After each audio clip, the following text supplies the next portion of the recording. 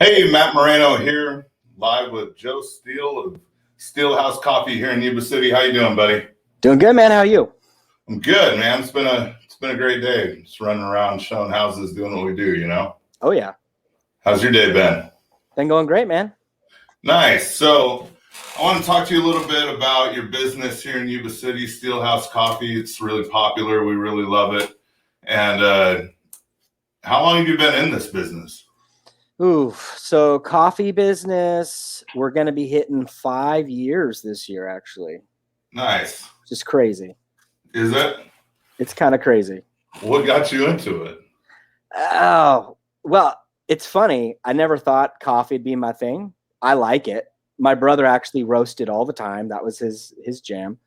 But I noticed there needed to be like a community place for people to hang out, connect, get to meet each other, and not have stress. Because I don't know, going to a place like a natural coffee shop, something about it, the aesthetic is just nice. It's relaxing. You can get a cup of coffee, sit on a couch and chill.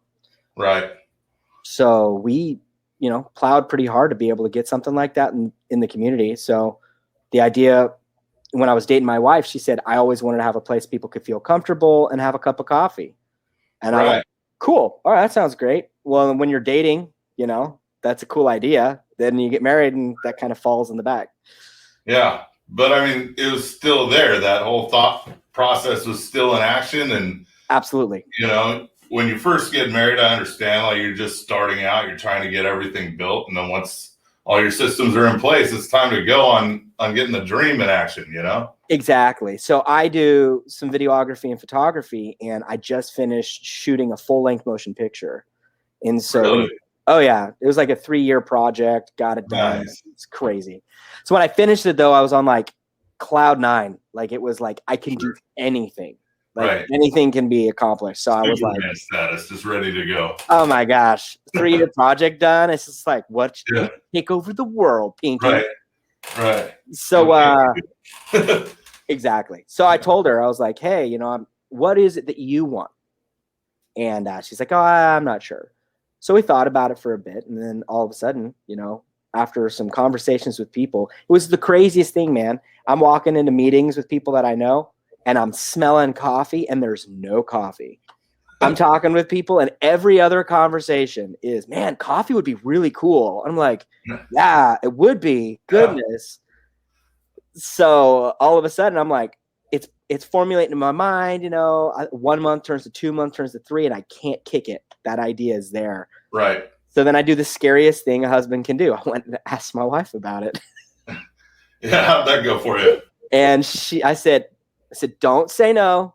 Think about it first. And I gave her the information thinking that she would tell me later.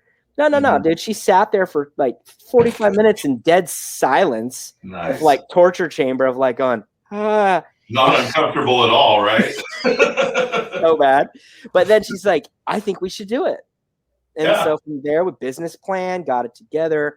I myself got connected with some good friends that roasted coffee and know coffee. Right. Like I said, my brother roasts coffee and stuff, so it was good getting connected with him, but getting connected with other people as well. And next thing you know, I became a coffee snob. That's awesome. And so do you deal with local roasters still, or are you? Yeah. So the roaster we use is Mast Coffee. They're out of Sacramento. The guys grew up. One of the guys lived in Yuba City and started his roasting company here. Then he moved to Sac. Right.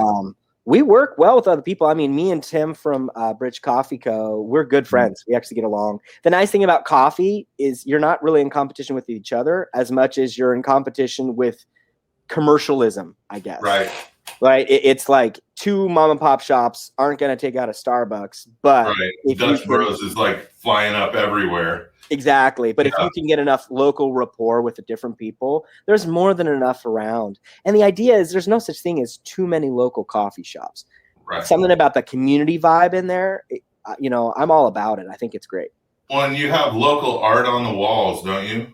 Oh, yeah. So, the reality is I wanted to promote as many locals as possible. So we contacted tons of artists that I myself knew, and some just came in off the street and said, hey, put your stuff up on the wall, man.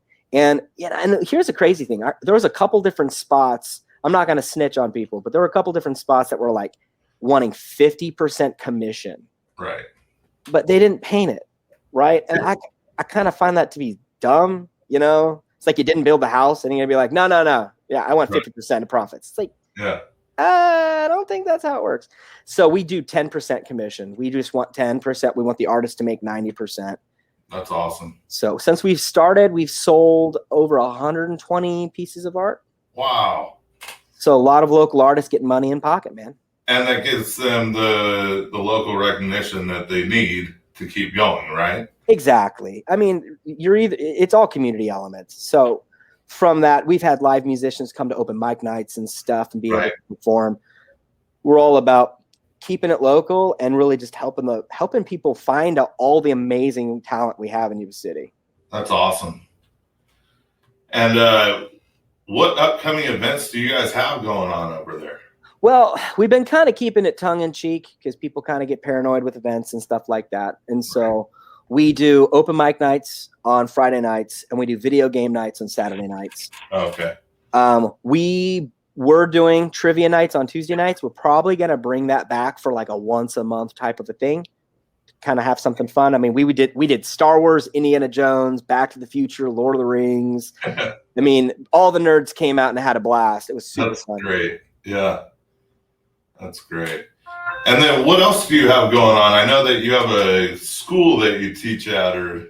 Oh, yeah. Yeah. Oh, yeah. So me and a couple friends started an after school program called Creative Thinkers. And so this is our first semester, got about 10 students, and we're just hoping to grow it. So we're working with some charter schools, hopefully get that stuff up. But we're teaching videography, photography, acting, dance, audio production, audio engineer, stuff that's kind of hard to get into unless you know somebody. Right. And, you know, schools historically, I mean, they've had band, they've had, you know, a couple art classes here and there, right? But they don't have accessibility to actual tech and actual things that cost money are difficult for the school system. For sure. That's where we can kind of plug you in and get these kids what they need to be able to succeed, right? Exactly, man. Exactly. I've been doing videography professionally for about 11 years. Right. And that's getting paid for jobs and doing it. I've got commercial clients. I got all that stuff. And ultimately, what you don't know what you don't know. Right. And I know it's a trade. And I know that when I learn it and I learn the camera, I mean, you've seen kids with tech, man. Like I've seen my kid with an iPad. He's able to pull out the camera, film, do all that stuff. And I remember like never even thinking like, what is that when I was his age? Right. So they just need guidance. And I would rather have it be from a local source instead of some random stranger on YouTube telling my kid what he thinks is best. Right. I agree. Absolutely. 100%. I think my kid can use a tablet better than I can at this point, you know? Exactly. You know, but, well, great, man. It was great talking to you. Where are you located for those that are maybe just moving into the area or just passing through that need to stop and get a coffee? So we're at 437 Center Street in Yuba City, California. I've got all the business cards for Creative Thinkers in there. Awesome. We're open Monday through Friday. We open at 8 a.m. We close at 9 at night. It's really, really awesome. And then Sundays we're closed, but we book it out. So if someone's got a baby shower or, you know, a party they want to throw or something, we'll cater coffee and they can have the whole spot to themselves. That's awesome, man. Hey, I really appreciate you going on here with me today. You got it, man. We'll talk to you later, bro. Yeah, you too, my man.